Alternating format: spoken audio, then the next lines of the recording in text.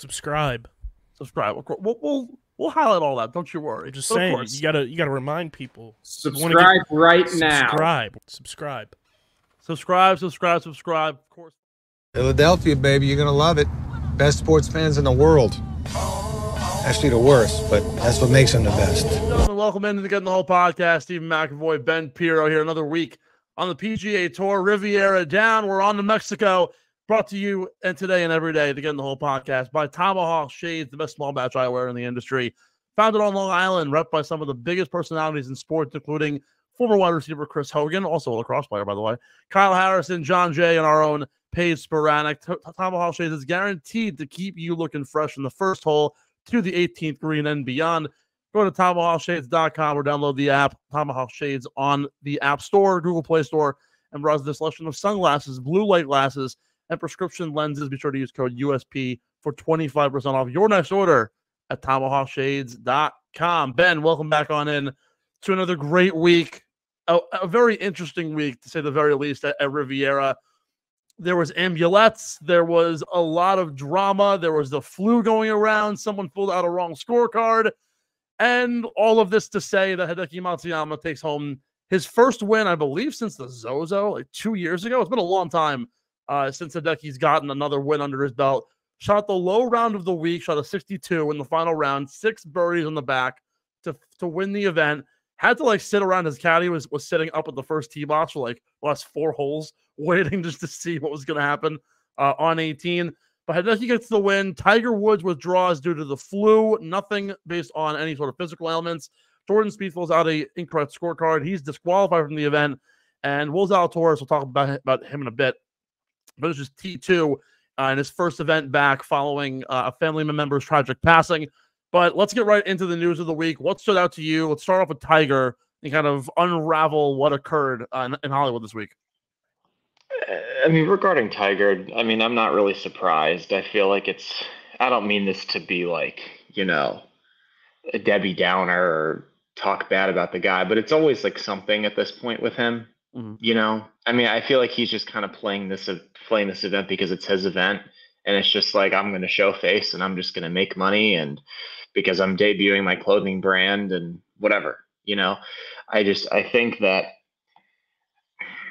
it's always something, there's always something, with the show. He had the shank in the first round, which was just, I mean, oh my God, hideous.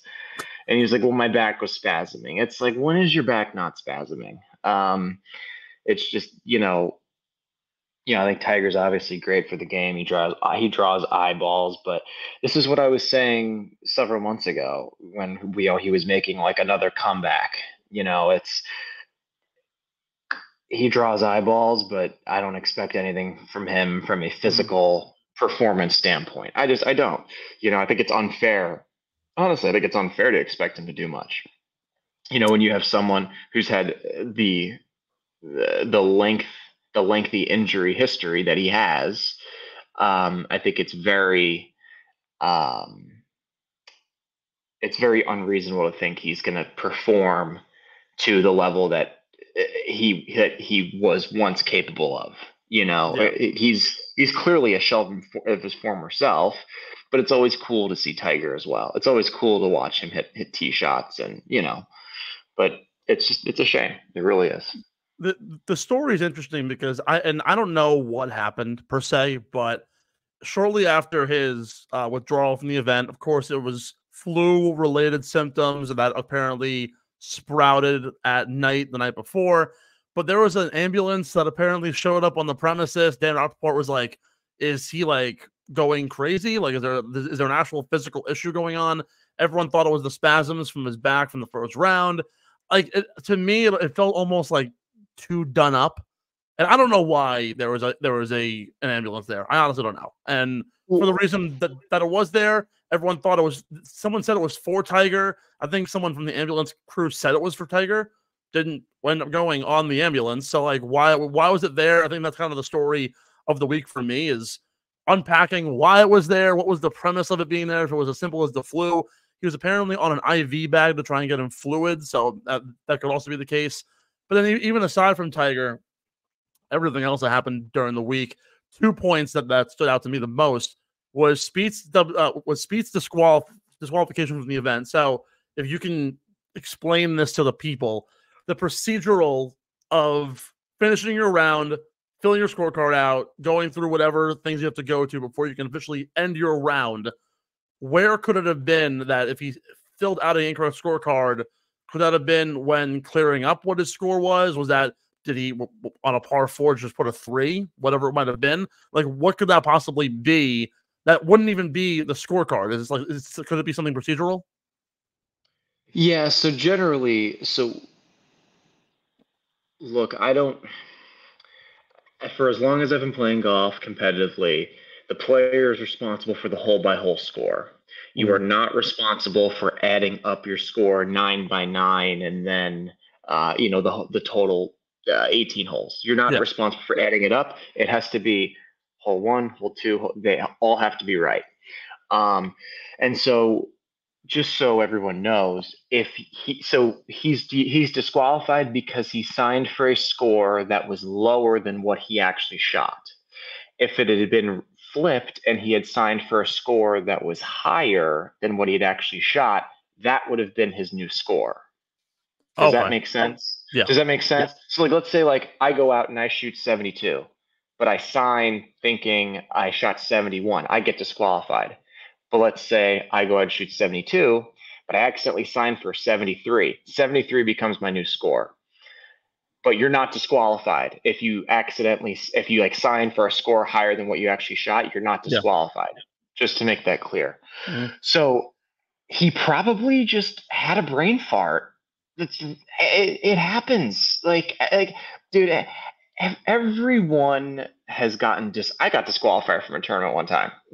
Honestly, it happens. No, it's not. It's nothing like that. It was like the dumbest thing ever. For another time. What's that? For another time. We'll bring that up later. Yeah. No, but just people get disqualified all the time. I remember Anthony Kim got disqualified at this event because he didn't play well and he was just whatever and signed his card and left. And it's oops, he really shot 70, whatever. This stuff happens all the time. It's just like a little screw up. That's all. We're not questioning his character. He wasn't trying to cheat. Yeah. He wasn't trying to cheat. I hope everyone knows that. But yeah, it's a shame because he had such a good round. His first round was good. So, it's to me, it's I know it's a story because it's oh my gosh, Jordan Spieth got disqualified. In the grand scheme of things, no one's ever going to remember this. Sergio Garcia got disqualified for signing an incorrect scorecard. It happens. It really does. You can get disqualified by accident for taking a bad drop, and then someone in your group turns you in, and you're just well, I thought it was a good drop, stuff like that happens. It happens all the time, and then there's a discrepancy, and I've DQ'd kids before, plenty of them. So yeah. But it happens. Does it fall more though on the player or the caddy? Because at the end of the day, there are two people checking the score and walking through every hole. I feel like there's brain farts, but if you're already playing the hole and you kind of know how things are going, shouldn't it be kind of common sense to know what you shot? Yeah, I mean, look. My initial speculation is that he just accidentally put a 3 down instead of a 4. Perhaps maybe there was a rules discrepancy. Perhaps this could also happen. You could also have a rules discrepancy, and then you bring it up to the official, and the official's well, no, you should have done this, and you're just oh, well, I did this, and the official's well, that's not good. You're disqualified then. That. I guess it can happen like that. Mm-hmm. I think as far as the player keeping their own score, I would never let my caddy keep my score for me, ever, ever. It's just, I'm that's just how I am.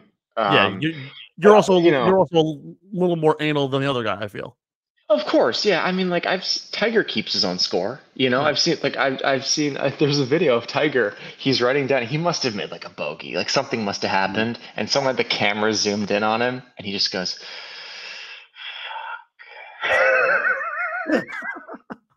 The funniest part is that for all of this, because the one guy who everyone jokes about being a horrible scorekeeper, like there's a video of Bryson DeChambeau going like, all right, first shot went wide 30 yards, second shot went wide left, third shot fourth, and he's like, oh yeah, like 6. Like you would think someone like Bryson would at some point in his career get DQ'd. I don't think he ever did. But like of all people, Jordan Spieth, I think it's obviously more done up than somebody else. Yeah, exactly. Say James Conn did it. No one would bat an eye, but it is what it is because it's Jordan Spieth. Anyhow, in the grand scheme, though, the biggest story of the week was between Hideki's win. Patrick Cantlay, who, by the way, everybody is now 0 of 7, converting 54-hole leads on the PGA Tour. Yeah. They're going to have to make a case study for can this guy close. I think the only one he's ever closed, though, was the Tour Championship in 2021. But again, that was staggered scoring, so like can't really count that. But Will Zalatoris, while has not played his best golf over the last month or so, coming back from his back injury, has also been fighting the lingering effects of said back injury over the last month or so. Lost a family member on Thursday, came out with his broomstick putter, finished T2, finally got a resurgence, gained the most strokes he's gained at a tour event in his career, gaining 4 strokes on the green. How important is this week now to pushing Will Zalatoris back into the conversation of he is a top 10 golfer in the world, getting him back to the frame of mind that we had him a year and a half ago? I mean, I think this is huge for him. I will say he did have success, I believe, last year at the same event. I believe he finished top 5 last year. Mm-hmm. I want to just pull that up to make sure. I'll help you out with that, yeah.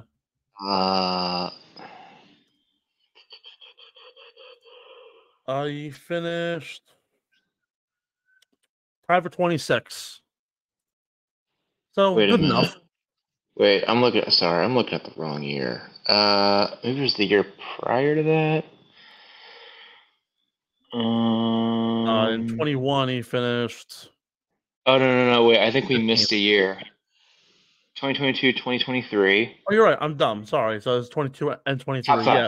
Yeah. He finished top 5. Okay, yeah. So he's had, a little bit of success here, which is good. That always helps when you come back, to a place where you perform well. I think that this is huge for Will. I didn't obviously pick him to be my comeback player of the year, just because his back seems to be a pretty significant issue at the time. He's still having issues with it. He still hits it so good though. It was raining down here in Florida all day Sunday, so I just watched golf all day. And I mean, he hits it so good. Like so good. It's a joke how good that guy hits it. I mean, he was number 1 on Korn Ferry in ball striking. That's you have to be legit to be able to do that. And so I think the fact that he putted well, the fact that he contended, the fact that he didn't look, his stroke gives me the heebie-jeebies still. I mean, I'm sure you've seen it, even with that broomstick of a putter. Hey, he made putts, and if he putts like that, and he doesn't even have to gain that many strokes on the greens for the week. Like if he puts like half of that for the rest of the year, he's going to have a big year as long as he stays healthy, because he's not going to lose the ability to hit, to strike the ball. He's one of the most talented ball strikers on tour. So if he just shores up his putting a little bit, if he putts half of that, like he did this week, he'll have a big year as long as he's healthy. Yeah, this week was a huge get right week. He finished top 15 in approach. I think he was 3rd overall in strokes gained total. The strokes gained putting number wasn't particularly there, but he did finish top 20 at the very least for the event. But really, it comes down to his ball striking ability. He finished 3rd in strokes gained ball striking, only behind Scotty Scheffler. And and Patrick Cantlay. Like at the end of the day, the reason why Will Zalatoris won his only PGA Tour win at TBC Southwind was because he ball strited his way there. He keeps himself in because he can get the ball so freaking close. He leads the PGA Tour in the last 3 years in proximity to the hole. It doesn't matter how bad you are of a putter. If you're landing it within 5 feet every time, you're gonna make yours. So that's really where his bread and butter is. It's tremendous. It's really similar to Jason Duffner, and I don't know if Jason Duffner was before your time, but I don't know. So he won the 2013 PGA Championship at Oak Hill in Rochester, New York. He was like, I would say he was always universally known as like an elite ball striker, but his putting was just hideously awful. I mean, his stroke, him and like Lucas Glover, I think probably had two of the worst strokes ever on the PGA Tour at the time. I mean, they were brutal. And I'm not saying this to be mean. It's a fact. I mean, I watched Lucas Glover hit a 1-footer like so far off the heel one time. And he won that major because of his ball striking. He just ball struck his way and he made just enough putts. Well, I don't think Jason Duffner is as good as Will Zalatoris in ball striking. I don't think that at all. And I don't think Will is as bad of a putter as Jason Duffner is. I think he's probably a better putter. I know he's had low moments, and that's generally what happens when you're not a good putter. You're going to have low moments, but I think he's he's just a much more physically gifted athlete, and that his stroke looks much better than the Duffner's. I wouldn't, if you said to me, Will Zalatoris won a major this year, I'd be like, okay, I could see him winning 3 majors. Yeah. Not Augusta. He's not a good enough putter to win at Augusta. Not yet, at least. But if you said to me, not for nothing though. If you said to me, if I woke up, if I was in a coma and I woke up and you're like, yo, Will Zalatoris just won the U.S. Open, I'd be like, yeah, I believe that. I could see that happening. I totally could. Not for nothing. The guy did play at the Masters, finished T2, and had it not been for a bad putting performance, very well could have won it. He literally ball strited his way as a 23-year-old to possibly winning in Augusta. That's actually a very good point. That is a good point. I think he can do it literally anywhere. I think what it comes down to is if you look at every event he's played in, the person who's won simply has a better strokes gained putting number. That's all it is. The guy hits the ball a country mile. He averages 320 off the tee. He's straight as a whistle for the most part. And, like, not for nothing, I keep on saying this, his size and how far he hits the golf ball. He's tiny. He's a twig. He's basically Flat Stanley. But the guy hits the ball 320. He hits it straight. His approach game is amazing. I've never seen someone with better control of his irons than probably 125 in the last, I don't know, decade amongst golfers. It's ridiculous. And honestly, it's a shame. And I know I've said it in the past how you can't call Will Zalatoris a top 10 golfer because he doesn't have a good putting number. I still stand by that. But it's very clear that he's an incredibly talented golfer. And if you are that good, guys simply can't ball strike their way to a top 5. That is impossible. Scottie Scheffler can't even do that. So put it that way. Yeah, I mean, I think one last thing before we jump to the next segment, just so everyone knows.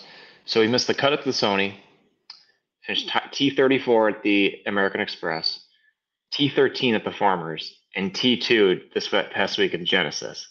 So the further away that he gets from this injury and the more starts he's getting under his belt, he is clearly playing better and better every single tournament. I would not at all be surprised if he won one of his next couple of events. I mean, look, I know it's like I know it's like, oh, okay, yeah, Ben, like, cause he finished tied for second, so like, it's only one play. All he has to do is just win one more. Like, that's the only other way he could go up. But like, he's trending in that direction. He really is. He's trending in that direction, and the guy has serious ability. And I don't know the schedule off the top of my head, but I mean, could I see him going to like the Honda, or it used to be the Honda, the Cognizant? I could totally see him going there and winning. It's a really hard golf course. That's one of the hardest courses you're going to play all year, and you have to hit it well out there. You go out there and you hit it well. You take advantage of the par 5s like he totally could, and you par all the difficult holes because he's a really good ball striker, like I could totally see him winning that event. Totally. Ben, I have news for you. You know where golf is playing? Not this week, but next week. The Honda. Yep. You know what? I'm just gonna go. Is he playing? He is playing. Okay, if he play, you know what? I'm just gonna say I'm gonna give you my winning pick right now for the Cognizant Championship, whatever it's called. The Cognizant Classic. That's not a good tournament name. No, it's not. But again, look, the golf course is. Sorry, make your point. He's my pick. I'm picking him right now. He's my pick. PGA National. Well, I played there. Just so you know, it is a beast of a course. That golf course in the last decade, according to Data Golf, has played the closest to par or worse than any consistent stop on the PGA Tour. The only ones that rank harder have been major sites for the U.S. Open. That's it.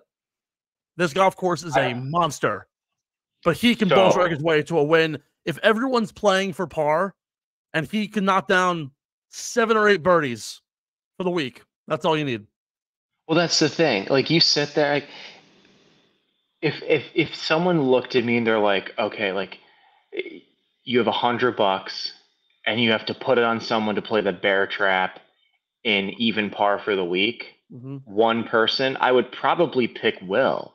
Because it's 15, 16, and 17. And I don't want to spend too much time on this. That's next week. But tough par 3, challenging par 4, really tough par 3. I mean, really tough par 3. That's the bear trap right there. And so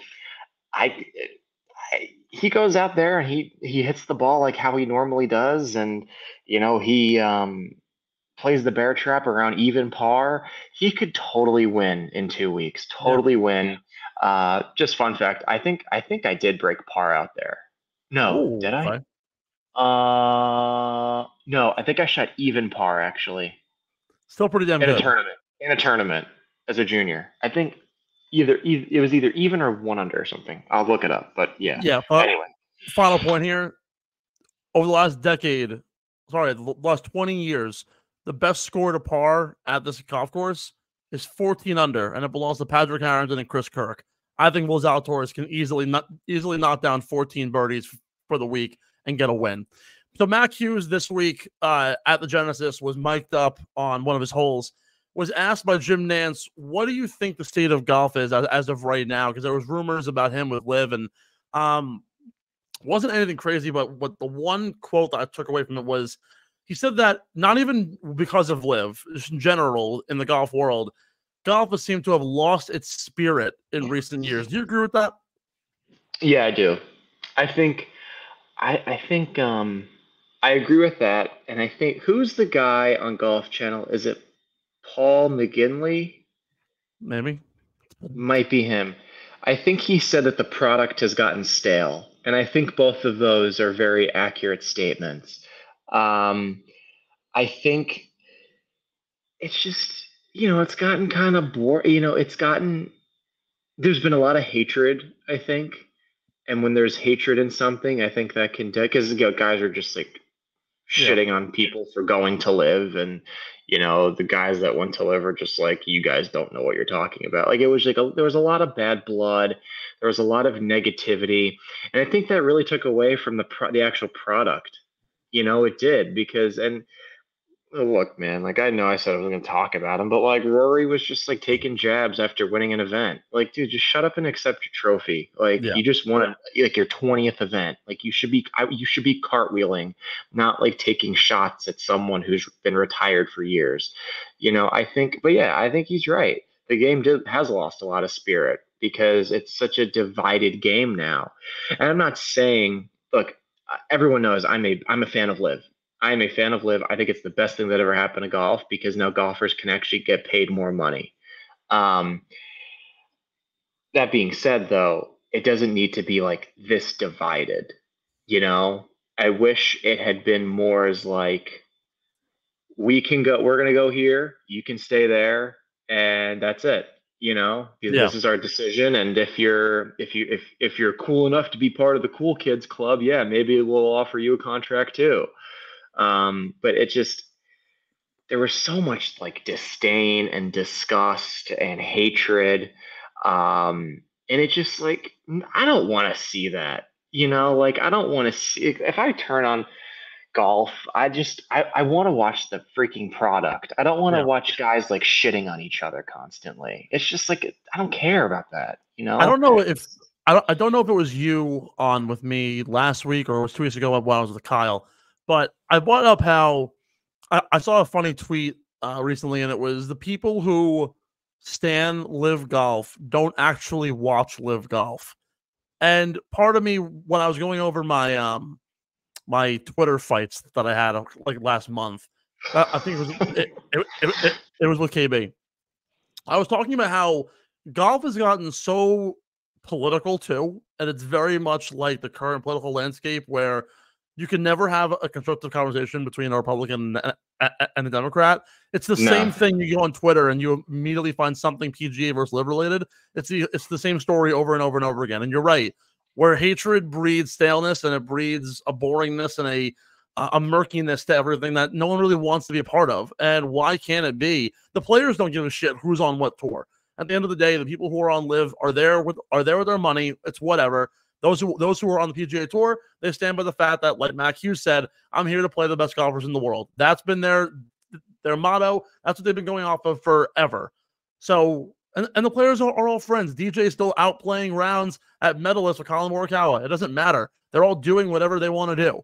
But it's everybody else, the fans, who are making it so politically like enamoring and over the top. It's bullshit. And Mac's right. It's lost its spirit. It's gotten stale. It's gotten boring. Why are we still fighting over all this stuff? And it's great for us. It's great for the media because we get to have front page news every week. But like my sister asked me, she goes, for a golf podcast, doesn't it get boring? Like how the news, how is there stuff to talk about every hour a week for golf? And I'm like, you'd be shocked. Granted, is it boring as shit sometimes? Yeah, it is. Yeah. Because it's always the same horse shit. It's Tiger Woods with this. It's PGA versus Live with that. It's PGA's looking for a sponsor for a private equity deal. It's doing the same shit for the last 3 months. And now it's this whole new wave of people saying that it's weak fields when you have Matthew Pavon and Steven Yeager at the top of the leaderboard. Give me a break. It's all boring. Golf has lost its spirit, and I hate harping on all this, but I thought Mac had a really good quote saying that it's lost spirit because it really has. No, I mean, look, I agree with what he's saying. I think that if you're more of a golf junkie like we are, because we cover it, right? This is what we talk about it, and we try to inform the public. We appreciate the different storylines, of guys winning, different new guys winning, and we don't look at it as like, oh my god, like what a sucky field. Like, no, all these guys are like you're ranked 250th in the world. You're a stud. Okay, I don't care if let's be honest. Like, I get it. 250 is not very good. 250 in the grand scheme of things, very good. I think the product got stale and there was just a lot of hatred, and I think it was it took away from the product.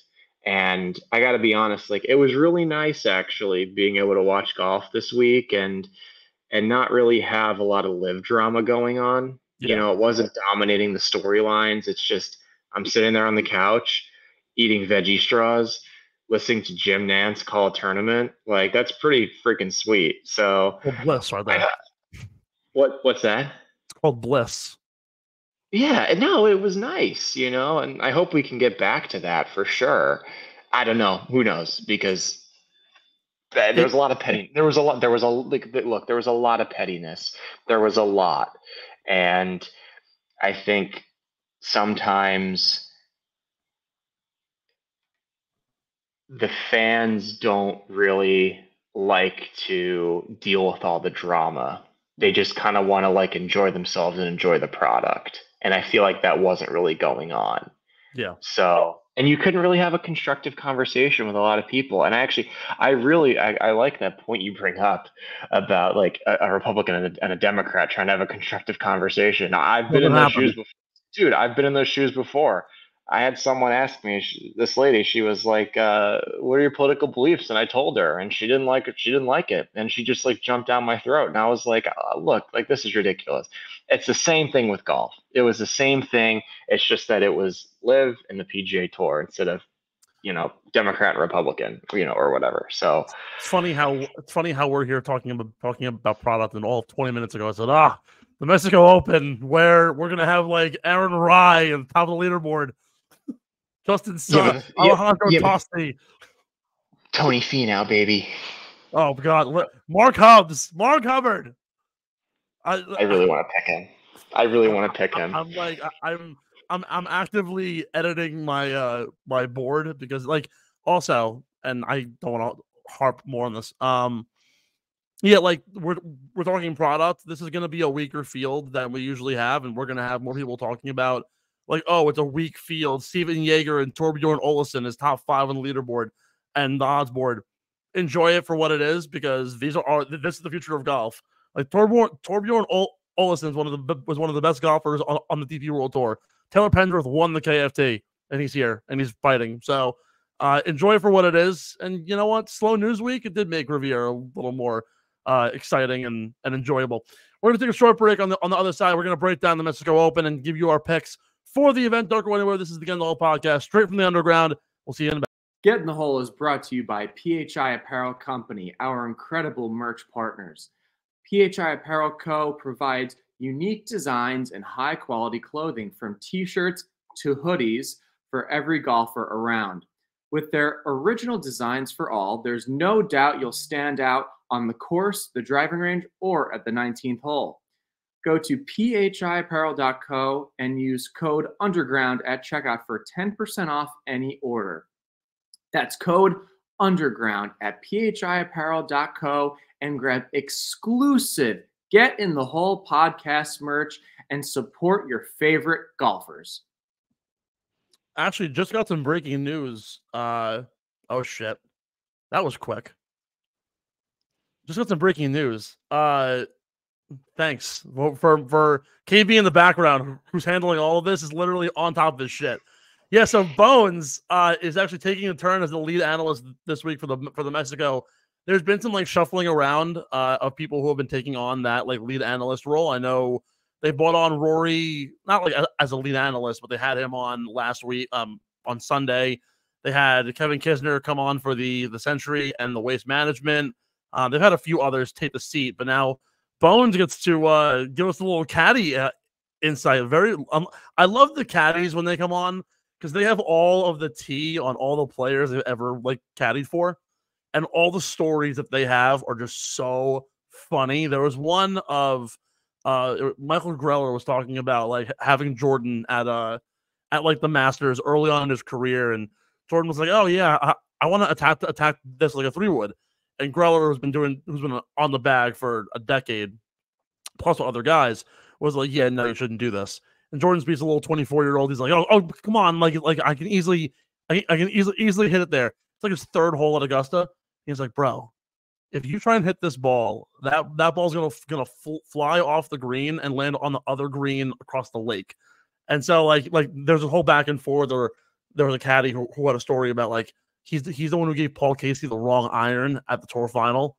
Oh, that's funny. I think gave him a 4 iron when he needed a 7, and just sailed it so far over the green on 18, and all you see is Paul Casey what the fuck? No idea what's going on. But yeah, so Bones will be on the bag in the studio this week, and we'll see some insights from him. All right, let's break down the Mexico Open this week. But we start off here. The West Coast swing is now finally over. We're now on to Mexico, following up the Florida swing starting next week. For those of you who are only in tune to golf for the first time this year, basically now at the heart of the golf season, as we go through Florida, we're going to hit the Cognizant over at PGA National. We're going to have, of course, Bay Hill. We'll play the Players. And then eventually, before you know it, it's Georgia. We're going to Augusta soon in only a little over a month. Crazy to think about how we're here. Who are some of the top players that have stood out to you from the West Coast swing so far that are really making a case for themselves as top tier class for the season? I know we talked about him a lot, so I'm going to keep it nice and short and sweet. But Will Zalatoris for sure. Like I said, he's really trending in the trending upward. Starting the year with a missed cut, and then going top 35, I believe it was, and then top 15, and now a top 5. I really think he's doing a fine job, especially coming off a very, very serious injury for sure. Another pick. A little bit, you know what? I know this isn't going to fit the topic. I'm a little bit perplexed by Max Homa. Yeah, it's been an odd year. It hasn't. And I wanted to talk to you about this. Just give me a minute while I pull it up. Yeah, you're all good. I'm actually gonna give a couple names as you pull it up because Max Homa's a compelling name that I want to discuss more, but. I want to give his flowers to JT Poston, who's been on absolute fire for the last 5 weeks, and I feel like no one's talked about him whatsoever. He's had top 25 results in 4 of his last 5 tournaments. He finished top 10 here at Riviera. He finished top 10, I believe, at Pebble. Finished top 20 at Pebble. Finished 11th at the Amex, and then top 6 at the Sony and the Century. Missed the cut at the Waste Management, but missed the cut by only one stroke. He finished 1 under for the for Thursday, Friday. He's been on fire, and no one's talking about how good he is. He's top 7 right now in strokes gained tee to green. Also within that kind of microcosm, Sam Burns has been incredible. Xander Schauffele's been really good. He's been that top 5 backdoor machine that we always talk about. But just kind of showing how good he can be. You obviously picked him this week to win at Riviera. Didn't come true, but was in that final pairing on Sunday. And then Ben On has really been my story that I've been following a lot. Has 4 top 20s in 6 events. Remember, he was suspended for 3 months due to a South Korean PED that he didn't even realize he took, and missed the whole fall swing. Basically, had to work his way on a temporary sponsorship, and has managed to basically flood his way onto full-on tour status through multiple top 20 finishes. So great on Ben On. He's been really good. But anyways, so Max Homa. Tell me what you're going to say. Yeah, it's been a pretty interesting year. He doesn't have a top 10 yet, which is pretty surprising. But granted, he has 3 top 20s, so that's good. But he had like a little bit of a rough stretch from back-to-back weeks where he went 66th at the AT&T Pebble Beach Pro-Am, and then he missed the cut at the Waste Management. Now you can. I'm a little bit surprised that he doesn't have a top 10 yet because it is Max Homa and he's so good at everything. He's just so good at everything. But then again, it's like, well, one of the events is a freaking Pro-Am, those are always hard to play in. Yeah. And then the other thing, the Waste Management is always like a disaster. That's one of the, in all honesty, you win that event, you are a stud for winning that event because that's one of the hardest places to play. It's well documented. So it's just, I'm a little bit perplexed that he hasn't. Look, he's had a very solid year for sure thus far, but he doesn't have a top 10 yet. I'm just kind of shocked.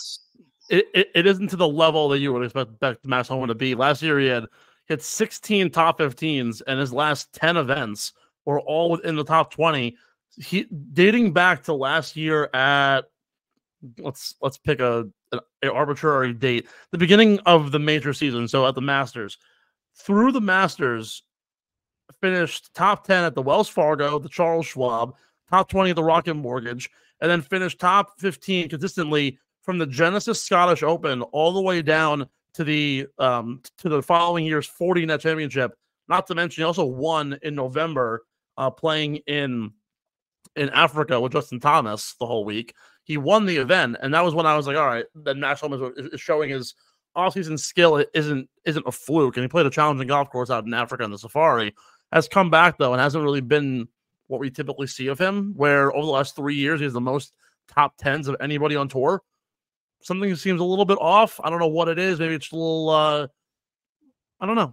early season jitters. I think time will come, but early on though, the strokes gain numbers also have not been very friendly to him. It's largely been due to his putting. Did you mention Adam Hadwin?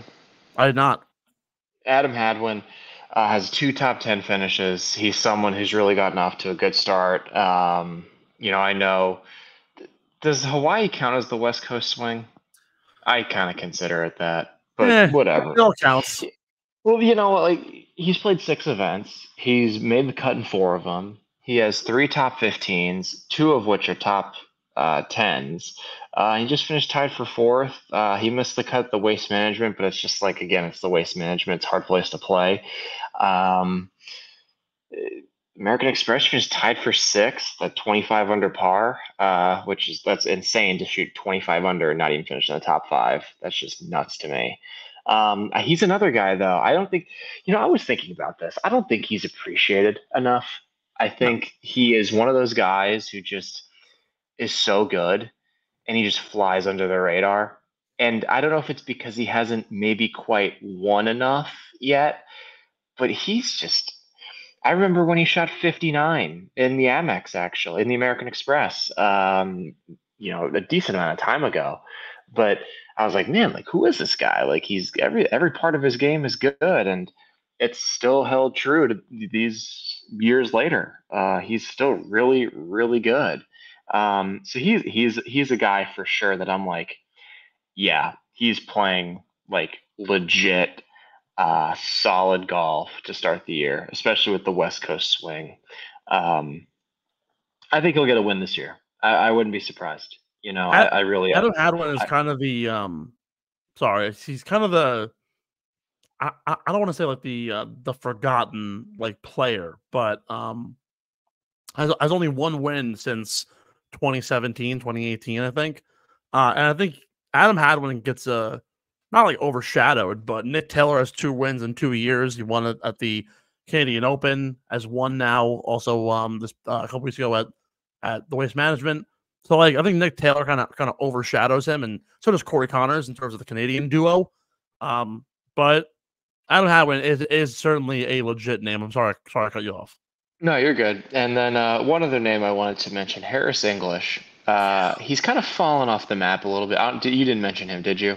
No, but a huge comeback from English. Remember he had a back injury or something from a couple of years ago after the Tour Championship. I remember it was, I think it's 15 or 16 at Island Par 3 at East Lake.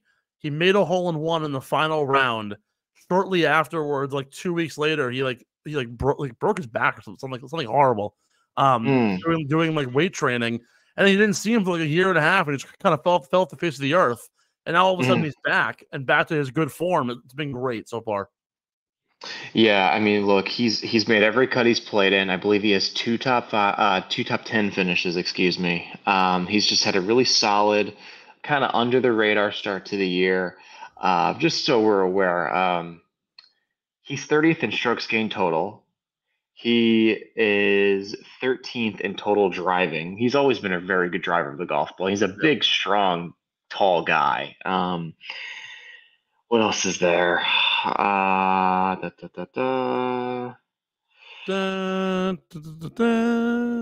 He's just statistically, he's just a very solid player. He really is. Overall, he's just a very solid player. Fun fact, he leads the tour in eagles this year too, which that helps. With 9. How many is there? 9? It's a pretty good number to have so far.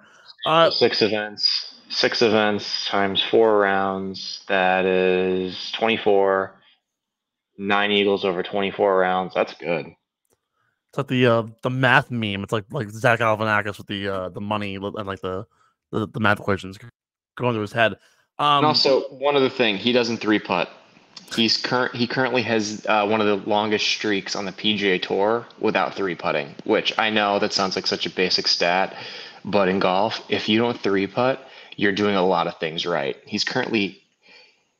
has gone 71 holes without a 3-putt. That's good for 18th on the PGA Tour. Believe it or not, it's funny. I and I always bring it up whenever we do our preview for the now Cognizant Classic. That's the one event where when you measure out like the top stats of the week, it's one of the stats literally who can 3-putt the least. Like if you remember when Daniel Berger won, the reason why he won was because he even said it. He goes, I think in my career at this golf course, I have at least 25 3-putts. And I managed to avoid it outright this week and managed to barely get a win. It was him or Sepp Straka, one of the two. But like 3-putting actually, like people don't realize that golfers actually are playing to par. They're not playing to try and ball strike their way to birdies all the time. It's a much more conservative game than you actually think it is. 100%. Yeah, these guys look like I believe it was Tiger who said this. It's the reason why he was so good for such a long time was because a lot of times he would just play to the middle of the green. And so, but he always said his greatest strength was his lag putting.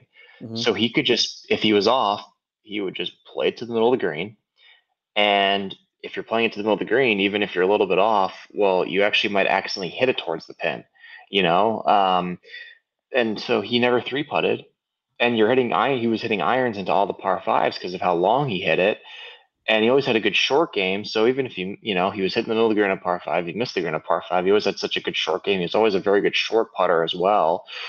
Like when you can sit there and just be like, yeah, I'm just going to hit it to like the middle of every green today, and I'm not going to shoot worse than 70. You're basically one of the best players in the world. Like that's when you know the game has become incredibly simple for you. Like that speaks volumes. I know that might not sound a lot to the listeners out there. If you can literally sit there and have the confidence to say, I don't even need to go at pins today, and I'm going to break par. Like that's when you know you're a baller. I have a crazy stat for you from Tiger Woods, and I saw this week actually. I was going to tweet it out on the Instagram, but I might as well say it now. From 1999 to 2009, Tiger Woods was more likely to win an event than finish ninth or worse. He had a 34% chance to win an event from 99 to 09. Finishing ninth or worse was 32% of the time. How fucking crazy is that? That's probably crazier than his 142 straight made cuts. You know what else is crazy? He has like his amount of time spent as world number 1. The second closest is Rory McIlroy. Yeah. The closest to him is Rory McIlroy. And Tiger still has spent like 4 times more the amount of time. He would need like 9 years. More. Yeah. Yeah, it's insane. Like I think Tiger was just so good. I mean, it's a joke. We're never going to see that again. I hope people realize that. It's upsetting to think that I missed that because it was a little bit before my time. I think Golf Digest put it out. I think it was like Scotty Scheffler, the current world number 1. If he was to break his record, it would be like 7 years, 8 months, and like just absolutely ridiculous numbers. I'm dying to crunch that and figure out what it was and try and find that, but just absolutely ludicrous. I think he also had what, like a 69% conversion rate on 54-hole leads, something ridiculous, something insane like that. Do you think, given that the guys are going to live, and I understand, like, the official World Golf rankings, albeit like we have to respect them because it dictates what events you can get into to some degree. We agree it's outdated. And like with guys obviously now going to live because they can't get world ranking points, do you think I think the likelihood of someone maybe catching Tiger, I don't think anybody ever will catch Tiger. That's not what I'm saying. But the likelihood that someone potentially could catch Tiger for a number of weeks spent as world number 1 because guys are going to live. Do you think that's a possibility? Like, I'm not saying I'm just so we're clear. It's not going to happen. But like it's fun to think about. Like, could it happen? You know what it is? All right. It doesn't matter how many guys go to live. No one's going to be able to do it because the parity of golf has gotten so significantly better over the last decade, or even 2 decades for that matter. And we talked about it before. In 2000, you go to any event and there were maybe 5 or 6 guys who could win the event every week, and for the most part, it was the same 5 guys. It was Ernie Els, Vijay Singh, Tiger Woods, Phil, or Jim Furyk. That was really kind of it. Everyone else was there. There were guys in the pack in the hunt, but those 5 guys were just eons better than everybody else in that field. Now, you go to any event, and we have Cantlay, Schauffele, we had Rahm. It's Scheffler. Realistically like 30 guys, probably. Yeah, Realistically, I would even argue more than that. Yeah, like, there's last week in particular, I could probably rattle you 40 guys that I could have looked at and said they have a chance to easily win this event. Yeah, I agree. I must say that's probably been the best point I've ever heard you make. Thank you. You're welcome. By the way, I don't know if you saw it. Did you see Greg Norman? He tweeted out a graphic, every single ranking list having the highlights of all the live guys. He was like, "Oh, I fucking hate how we rank these players. No one's getting it right. Live has the best players in the world." Literally, like on Instagram, you can find it. Literally, just it says the OWGR sucks. We can't get any sort of points. No value. No one likes us. Like, just like, shut up, bro. You're literally the old man. You get like screaming at clouds. Give me a break. KB just typed that. Greg Norman, old man at the clouds. Great minds think alike. Christ alive. All right. We're dialing back. The Mexico Open this week, light field, not anything to talk about, but you know what? For the golf junkies like me and Ben, we at least love the fact that we could see some of our favorite players who don't usually get enough love in those big time events to now take center stage. Tony Finau leads the odds board, looking to repeat at plus 650, followed by Nikolai Hilgard, Emiliano Grillo, Steven Yeager, Torbjorn Olesen, Taylor Pendrith, Keith Mitchell, and the rest of the field, including our boy Mark Hubbard, who very well could end up in both of our lists for beer money.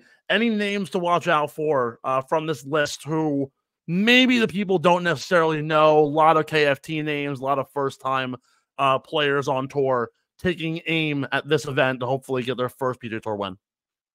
Yeah, there's a couple guys I think that are a little bit more of sleeper picks. Mm-hmm. I don't want to dive too far into it, but I think it's someone like Chesson Hadley could play really well this week. We know Charlie Hoffman played well 2 weeks ago. He lost in a playoff. Mm-hmm. He's a name. I think he's a name to keep an eye on. One guy that we just don't talk about, and I don't know a lot about him except that he won the money list last year on Korn Ferry, is Ben Coles. I have no idea what his year looks like. He's basically tied for having the worst odds to win this week. And he spent some time on the PGA Tour in the past, so he's not like a true rookie. He's been playing for a long time, but a lot of it's been on Korn Ferry. A lot of it has. He just hasn't really made an impact on the PGA Tour. I feel like this is the type of event for a guy who's just like a seasoned veteran as far as professional golf goes. I feel like he could have a sneaky good week as well. You don't win the money list on the Korn Ferry Tour by accident. It's not just something that magically happens. And then one other one, Scott Stallings. I could see him having a good week this week as well. He's pretty low on the odds boards though. What is it? Plus 10,000. Here's the number. Yeah. So we'll see. But there's a lot of guys.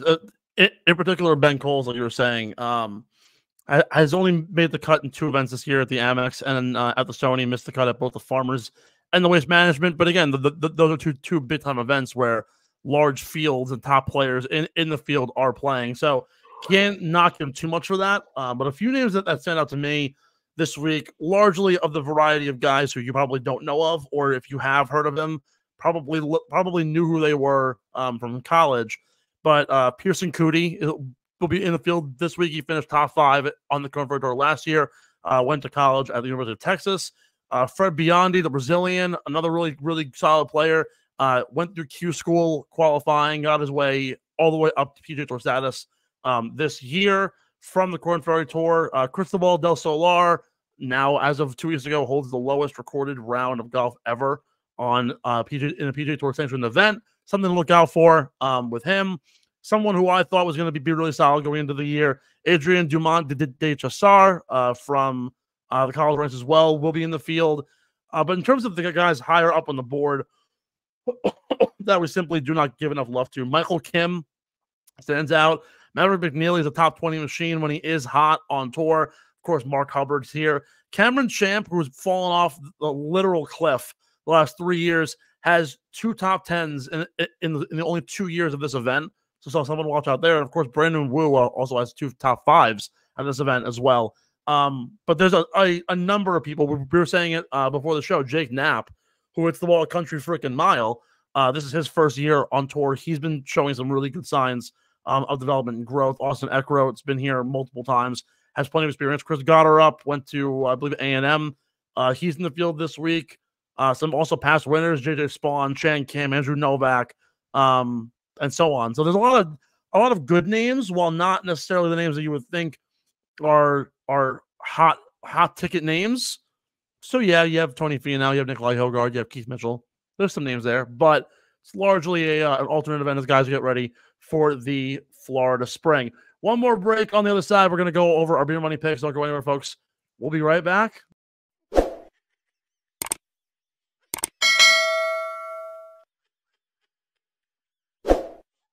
Kenny Chesney once said, "Sit right here and have another beer in Mexico."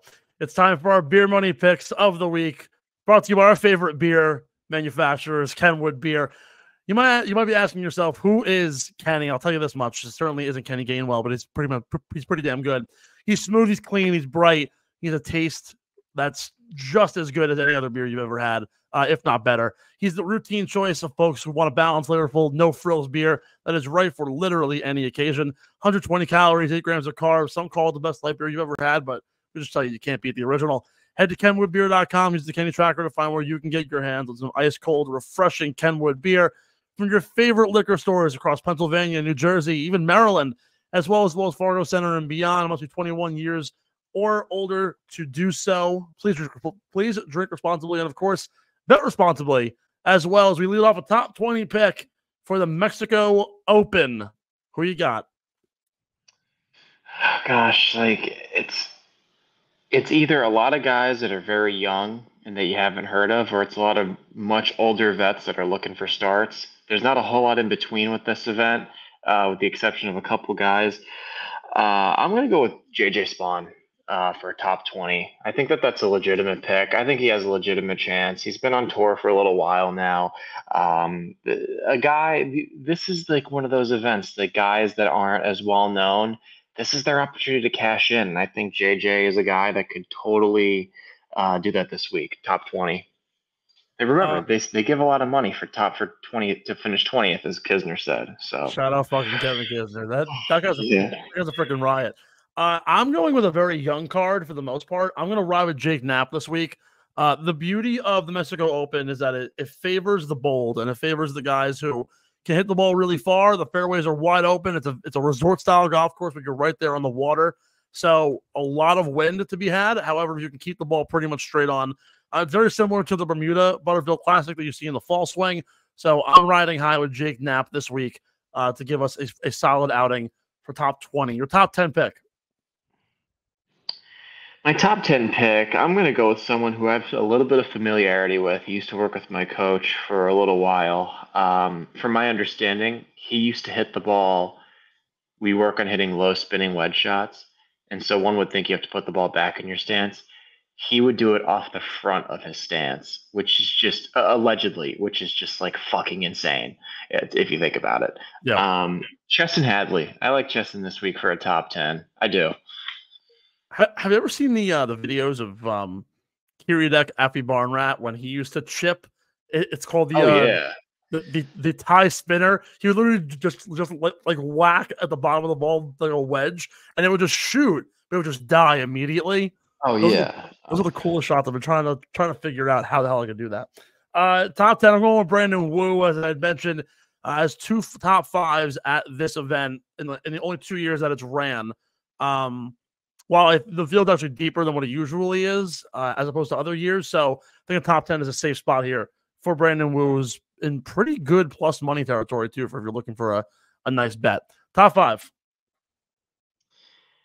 All right. I'm looking more at the top of the odds boards now. I'm going to go with Patrick Rogers to finish top 5. Big, strong kid. I think he was. I'm not going to say he was supposed to be like the next big thing, but he, come in as Stanford, and everyone's like, "Geez, he hits it far, and he's a really good player."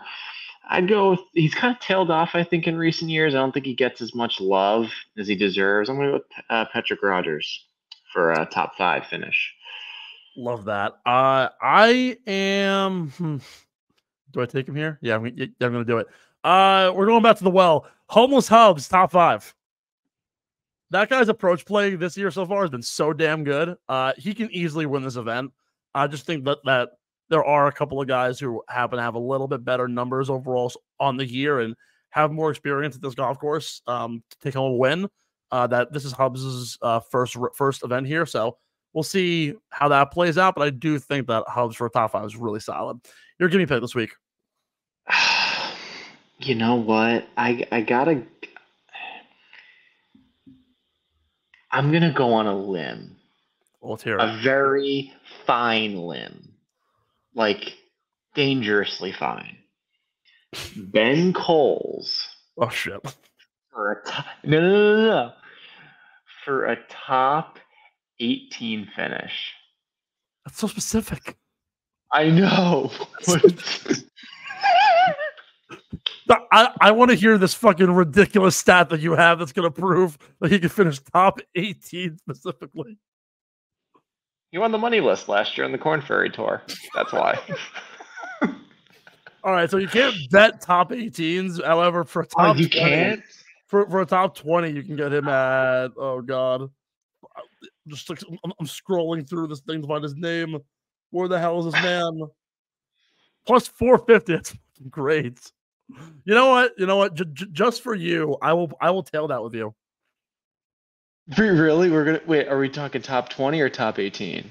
Well, you technically can't bet top 18, but you can bet top 20. So I'll All right, do that. fine.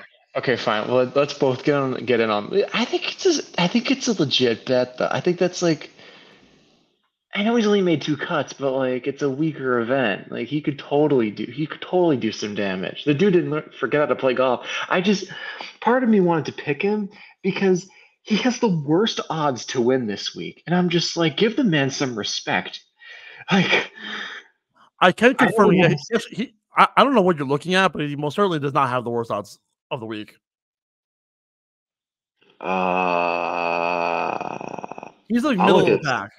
I'm looking at CBSSports.com. Maybe amongst like top like 50, but he's at like I think he's 140 to 1 or so. There are guys in the threes. Oh, CBS 3,500 to 1. That's fun. CBS Sports has Knowles? No, I'm talking Ben Coles. No, he's like middle of the pack. Dog.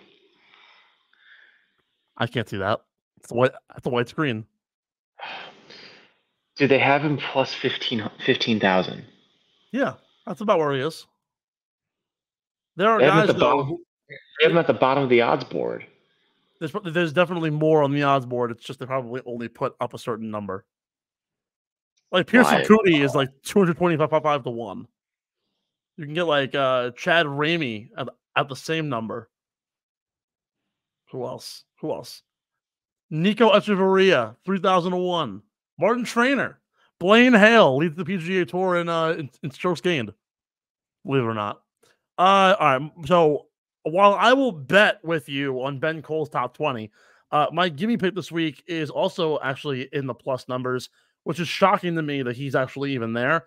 I have ridden this guy's visor for literally years, and he's let me down every time, but I feel like this in a weak field is going to help me.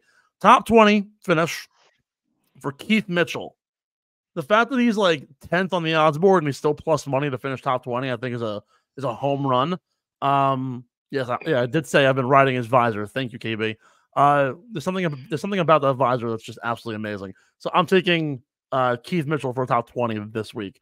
Your winner this week at the Mexico Open. I'm scared to pick this obvious one. I'm just gonna go with Tony Finau.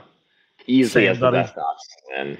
Yeah, there's 3 guys who I think can very much win this event, and I will give you all of them. However, I am playing Tony Finau to win this week.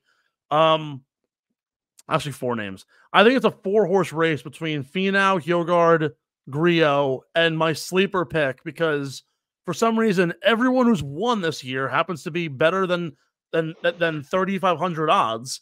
Cameron Champ is the other guy who I think can actually win this event, believe it or not. I could see that. No, that's a legitimate pick. Like Yeah. there's a lot of guys in that like middle odds board: Nate Lashley, Maverick McNeely, Mac Hughes, who was mentioned earlier in the show, Justin Suh, Hubbard, Champ, Doug Gim. Like a lot of like really good middle of the road guys. Even Charlie Hoffman, who again just lost in the playoff. There are names here, but Tony Finau is obviously the best player on the board. So it makes sense to take him. So that's where I'll go as well. Benny boy, final thoughts before we hit the road. Why did KB say pause? Probably because I made a sexualized joke about Keith Mitchell's hat. Oh, that went right over my head. Great. Whatever. Fuck off, dude. I also made a funny Star Wars reference, and you totally just flew over your head too. I don't watch Star Wars, so fuck off, dude. You don't watch Star Wars?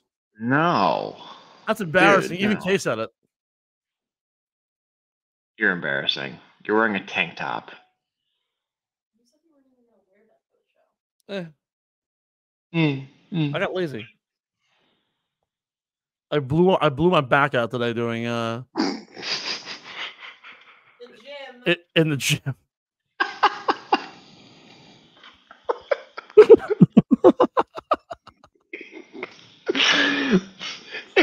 Gave me just a pause times too.